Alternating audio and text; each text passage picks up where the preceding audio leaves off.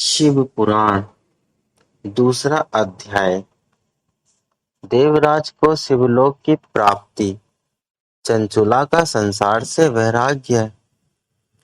श्री सोनक जी ने कहा, आप धन्य हैं सूत जी, आप परमार्थ तत्व के ज्ञाता है। आपने हम पर कृपा करके हमें यह अद्भुत और दिव्य कथा सुनाई है। भूतल पर इस कथा के समान कल्याण का और कोई साधन नहीं है। आपकी कृपा से यह बात हमने समझ ली है।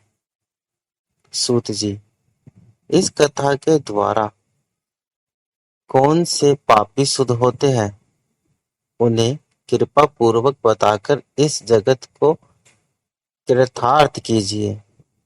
सूत जी बोले, मुने, जो मनुष्य पाप, दुराचार तथा काम, क्रोध, मद, लोभ में निरंतर डूबे रहते हैं, वे भी शिव पुराण पढ़ने अथवा सुनने से शुद्ध हो जाते हैं तथा उनके पापों का पूर्णतः नाश हो जाता है। इस विषय में मैं तुम्हें एक कथा सुनाता हूँ। देवराज ब्राह्मण की कथा। बहुत पहले की बात है कि रातों के नगर में देवराज नाम का एक ब्राह्मण रहता था। वह ज्ञान में दुर्लभ, गरीब, रस बेचने वाला तथा वैदिक धर्म से विमुख था। वह स्नान संध्या नहीं करता था तथा उसमें वैश्य वृत्ति बढ़ती ही जा रही थी। वह भक्तों को ठगता था। उसने अनेक मनुष्य को मारकर उन सबका धन हड़प लिया था। उस पापी ने थोड़ा सा भी धन धर्म के काम में नहीं लगाया था। वह वैश्यगामी तथा आचार भ्रष्ट था। एक दिन वह घूमता हुआ देवयोग से प्रतिष्ठानपुर झूसी प्रयाग जा पहुंचा। वहां उसने एक शिवालय देखा जहां बहुत से साधु महात्मा एकत्र हुए थे। देवराज वहीं ठहर गया। वहां रात में उसे ज्वर आ गया और उसे बड़ी पीड़ा होने लगी। वहीं पर एक ब्राह्मण देवता शिव पुराण की कथा सुन रहे थे। जबर में पड़ा देवराज श्री ब्राह्मण के मुख से शिव कथा को निरंतर सुनता रहा था। एक मास बाद देवराज ज्वर से पीड़ित अवस्था में चल बसा। यमराज के दूत उसे बांधकर यमपुरी ले गए। तभी वहां शिवलोक से भगवान शिव के पार्षदगण आ गए।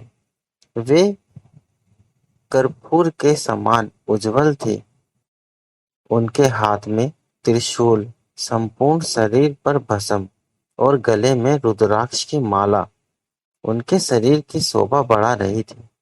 उन्होंने यमराज के दूतों को मार पीट कर देवराज को यमदूतों के चंगुल से छुड़ा लिया और वे उसे अपने अद्भुत विमान में बिठाकर जब कैलाश पर्वत पर ले जाने लगे तो यमपुरी में कोलाहल मच गया, जिसे सुनकर यमराज अपने भवन से बाहर आए।